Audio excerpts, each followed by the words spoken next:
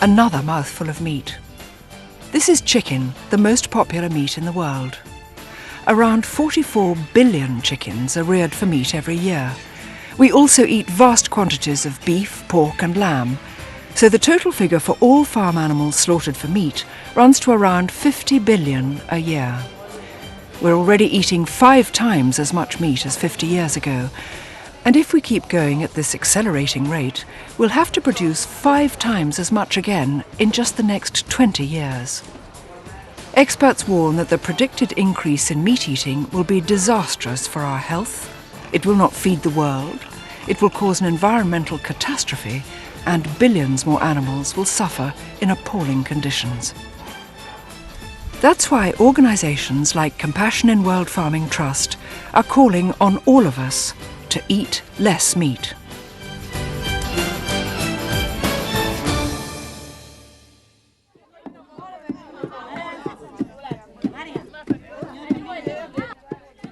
For centuries, the staple diet of the vast majority of the world's population consisted of vegetables and a basic cereal, such as rice, wheat or maize, plus beans and lentils. Meat was at most an occasional addition to the diet, or eaten on feast days or at family celebrations. But in the last 50 years, largely due to increasing wealth, plus the growth in industrial-type farming and the rise of fast food culture, more and more of us are eating more and more meat. What effect will this increasing meat consumption have on global hunger, on the environment, on the animals, and on our own health? Foodborne diseases like E. coli infections and salmonella affect 1 billion people a year and are often traced to meat products, particularly poultry. In the West, meat and dairy products are the main sources of saturated fat in most people's diets. Too much saturated fat can lead to obesity, probably the fastest emerging global health problem, and mature-onset diabetes, another growing health problem. Too much saturated fat is strongly associated with heart disease, the leading cause of death in the developed world. Eating large amounts of red meat is also linked to some types of cancer, according to many experts, including one of the world's most respected nutritionists, Professor Walter Willett. There do seem to be a number of adverse health effects of high meat consumption, particularly high red meat and processed meat like sausage and hot dogs and bacon. Some of the adverse consequences include higher risks of several important cancers, such as prostate cancer and colon cancer. Also, we see people who consume higher amounts of red meat have higher rates of coronary heart disease or heart attacks, and also higher rates of type 2 diabetes. We also know that eating plenty of fruits and vegetables lowers your chances of developing cancer, several kinds of heart disease and stroke, and helps prevent eye disease like cataracts.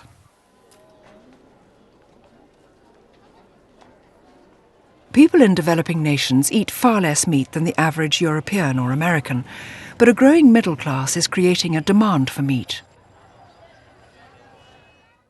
In the last 40 years, meat consumption in the United States has grown from 89 to 124 kilograms per person per year, and in Europe from 56 to 89 kilograms per person. Moderate growth compared to Brazil, increasing from 28 kilograms to 79. Japan, which has shot up from nearly 8 kilograms to 42, and China, rocketing from 4 kilograms in 1961 to 54 today.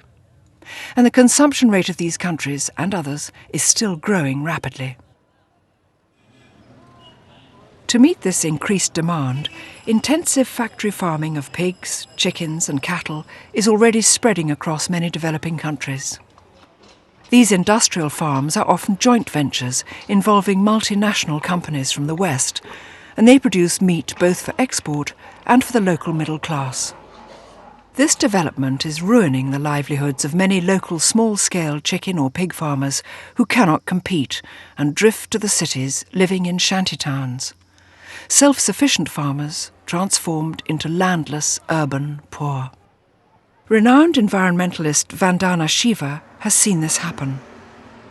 Every third world country right now is being pushed into the direction of the monoculture and warlike situation of factory farms. For the third world, this doesn't just mean that the consumers get bad health. It means most people are displaced from the land, most people are denied their right to food. Many arable farmers in developing countries are also sucked into the massive meat industry. They're encouraged to grow soya, maize and wheat for animal feed, often for export to European livestock farms rather than for local people. Whilst in the EU, 75% of agricultural land is already used for growing animal feed. The world's grain-producing capacity could well be outstripped by the explosion in meat consumption at its current rate. By the middle of this century, if everyone is to eat the same amount of meat as the average American, then it has been estimated that it would take 4 planets the size of Earth to grow the crops to feed all those animals. A factory farm never accounts for the huge footprint of feeding those cattle with very large acreages of soybean, tapioca and other crops grown exclusively for the factory feeding in Europe. And a Dutch environmental study had shown that Europe uses 7 times the acreage outside Europe for growing the cattle feed that the factory farms of Europe need. So children go hungry in Africa, while cows are fattened in Europe. If the West halved its meat eating, then it would free more land for growing food for people rather than animals. The International Food Policy Research Institute says this would result in at least 3.6 million children in developing countries being saved from malnutrition by 2020. There is plenty food in the world to feed every mouth that exists. It has been reported that much grain is exported to those countries which are highly industrialized in order to feed the animals, for them to produce more meat. The process can be reversed such that the grain or the food they feed animals now is diverted to feed the people on the ground, the poorest of the poor, for them to enjoy that grain and therefore optimize utilizing the environment better. Meat won't feed the world's growing population. Feeding animals to feed people is a costly and extremely inefficient way to produce food.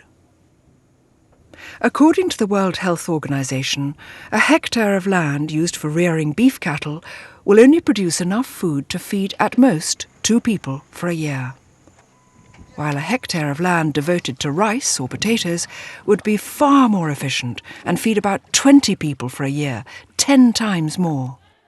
So eating less meat, or of course cutting meat out completely, would help feed the world. Intensive meat production is a major polluter and destroyer of the planet. Thousands of acres of rainforest are cleared and burned every year to make way for rearing beef cattle and for growing crops for export to feed the increasing number of animals being intensively farmed globally. In effect, the lungs of the world are being killed to create more saturated fat. Wildlife also suffers as habitats are destroyed. But probably the biggest environmental problem of all is water scarcity. It takes 2,000 litres of water to produce 1 kilo of soya, but 100,000 litres of water to produce 1 kilo of beef. Vast areas of Asia, Africa and North America are experiencing a serious fall in their water tables, while 20% of the world's people are already facing severe water shortages. And the double impact of using water for livestock themselves